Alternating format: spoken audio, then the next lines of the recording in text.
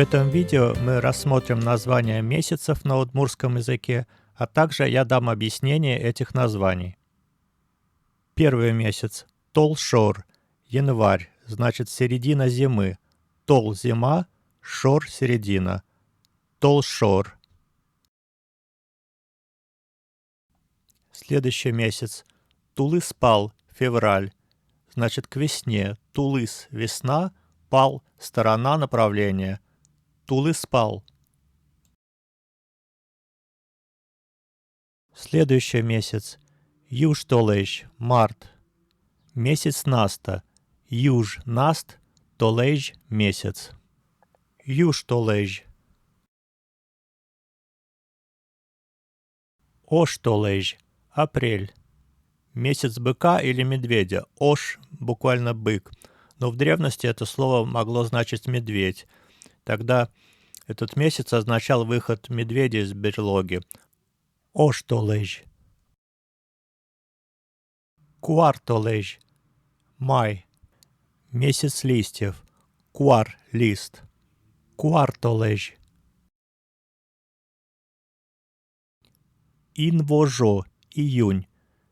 Небесное божество. Ин – небо, Вожо – божество. Также может обозначать цветущие нивы. От вож – зеленый. Ин-Вожо.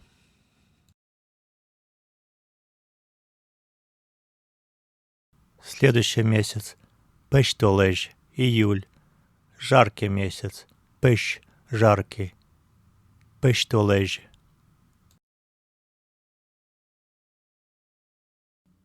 Гудери-Кошкон.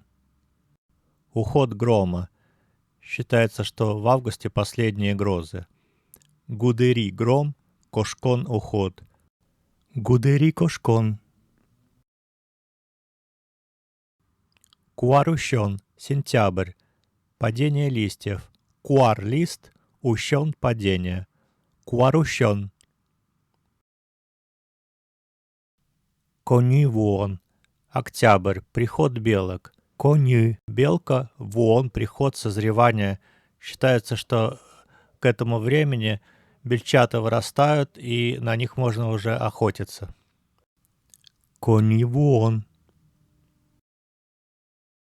Шур-Кын-Мон. Ноябрь. Замерзание рек. Шур – река, Кын-Мон – замерзание. Шур-Кын-Мон. Тол-Сур. Декабрь. Буквально зимнее пиво. Значит зимний праздник. Тол – зима, Сур – пиво. Тол-Сур.